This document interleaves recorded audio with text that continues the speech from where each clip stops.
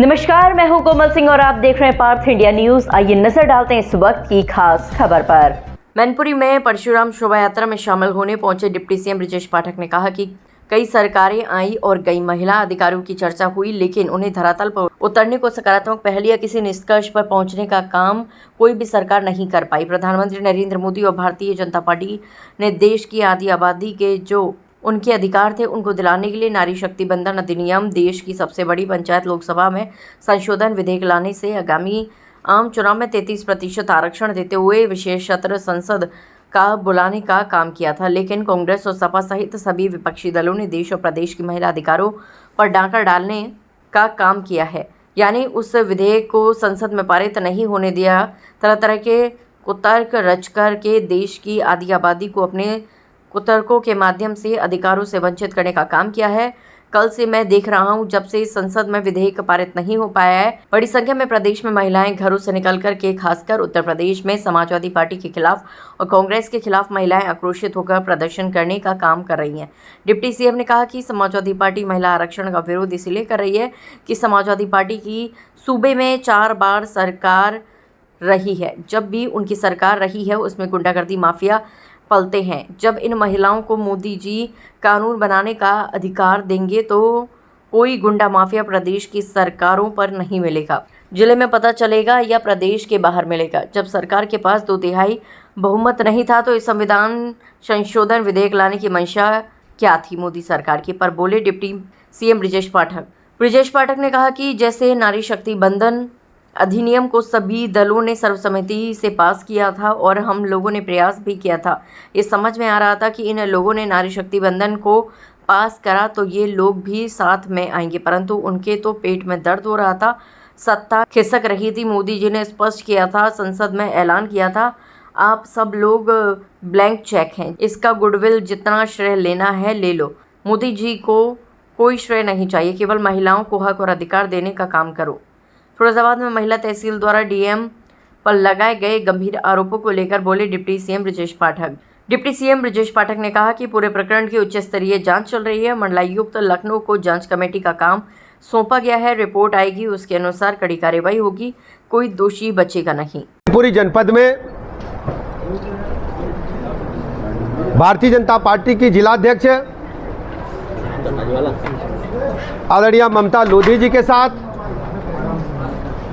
Bharatiya Janata party के बहुत ही वरिष्ठ नेता माननीय विधायक पूर्व मंत्री आदरणीय रामनरेश अग्नोत्री जी के साथ माननीय जिला पंचायत अध्यक्ष जी के साथ माननीय क्षेत्रीय उपाध्यक्ष जी के साथ माननीय बबलू जी, हमारे सभी वरिष्ठ पदाधिकारियों के साथ देश में चल रही इसमें सबसे बड़ी चर्चा के विषय में आपसे बात करने के लिए हम मैनपुरी आए हैं। हम सब जानते हैं कि आज़ादी के बाद से कई सरकारें आई और गईं, महिला अधिकारों की चर्चा तो हुई, लेकिन उनको धरातल पर उतारने के लिए कोई सकारात्मक पहल या किसी निष्कर्ष तक पहुंचने का काम कोई भी सरकारें नहीं कर पाई। आदरणीय प्रधानमंत्री नरेंद्र मोदी जी ने, भारतीय जनता पार्टी ने देश की आधी आबादी के हक और हुकूक थे, जो उनके अधिकार थे, उनको दिलाने के लिए नारी शक्ति बंधन अधिनियम, देश की सबसे बड़ी पंचायत में लोकसभा में संशोधन विधेयक लाकर के आगामी आम चुनाव में 33% आरक्षण देते हुए विशेष सत्र संसद का बुलाने का काम किया था। आप सब अवगत हैं इस संबंध में। लेकिन कांग्रेस और समाजवादी पार्टी सहित सभी विपक्षी दलों ने दुरभिसंधि रचते हुए देश और प्रदेश की महिला अधिकारों पर डाका डालने का काम किया है, यानी उस विधेयक को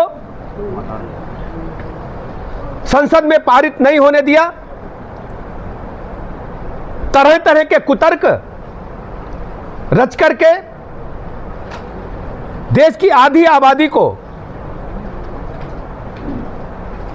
अपने कुतर्कों के माध्यम से अधिकारों से वंचित करने का काम किया है। कल से ही मैं देख रहा हूं, जब से संसद में विधेयक पारित नहीं हो पाया है, बड़ी संख्या में प्रदेश में महिलाएं घरों से निकल करके, खासकर उत्तर प्रदेश में समाजवादी पार्टी के खिलाफ और कांग्रेस के खिलाफ महिला आक्रोश प्रदर्शित करने का काम कर रही हैं। आज मैनपुरी जनपद में इसी संबंध में आपसे बात करने के लिए मैं आया हूं। हम सब जानते हैं कि हमारे घरों की, हम जितने भी पुरुष बैठे हैं, हमारे घरों को संचालित करने का काम महिलाएं ही करती हैं, और जब कभी मुसीबत आती है लड़ने का साहस भी वही देती हैं। आज देश की महिलाएं, बेटियां फाइटर जेट प्लेन भी उड़ा रही हैं, रेल के इंजन भी चला रही हैं। अत्याधुनिक इलेक्ट्रॉनिक युग में महिलाएं सोशल मीडिया के क्षेत्र में, सॉफ्टवेयर इंजीनियरिंग के क्षेत्र में, इंजीनियरिंग के क्षेत्र में सर्वश्रेष्ठ प्रदर्शन कर रही हैं। दुनिया में जितनी भी बड़ी कंपनियां हैं, उनमें जिन कंपनियों की कमान महिलाओं के हाथ में है, वो कंपनियां आर्थिक जगत में तेजी के साथ प्रगति कर रही हैं। माननीय प्रधानमंत्री नरेंद्र मोदी जी ने जब देश में कानून बनाने के लिए महिलाओं को अधिकार देने का काम करने के लिए संसद में संशोधन विधेयक लाए, तो कांग्रेस और समाजवादी पार्टी ने जिस ढंग से बिल को पारित होने से रोका है, ये बहुत ही दुखद है। प्रदेश की महिलाएं बहुत ही दुखी हैं, कष्ट में हैं, और इसका जवाब समाजवादी पार्टी और कांग्रेस को आने वाले चुनाव में भुगतना पड़ेगा। प्रधानमंत्री जी, और यह केवल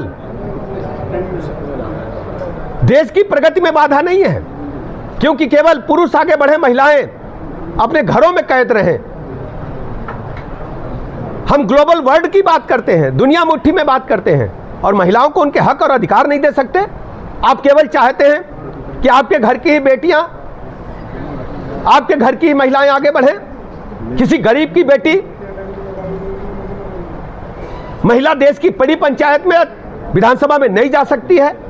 भारतीय जनता पार्टी महिलाओं के हक और अधिकार के लिए घर घर जाएगी, और महिला आक्रोश के समर्थन करने के लिए अपने कार्यकर्ताओं के माध्यम से महिलाओं की अगुवाई में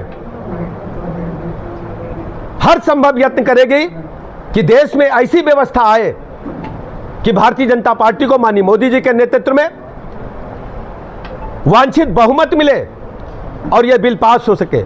इसलिए लगातार हम सब कार्यकर्ता महिलाओं के हक और अधिकारियों के लिए संघर्ष करने का काम करेंगे। मंत्री जी, एक शालीनता से जवाब दें, आपने महिला आरक्षण की बात है। आज के लिए बस इतना ही। ऐसे ही देश और दुनिया की तमाम छोटी बड़ी खबरों को देखने के लिए जुड़े रहिए पार्थ इंडिया न्यूज से, हमेशा सच के साथ। नमस्कार।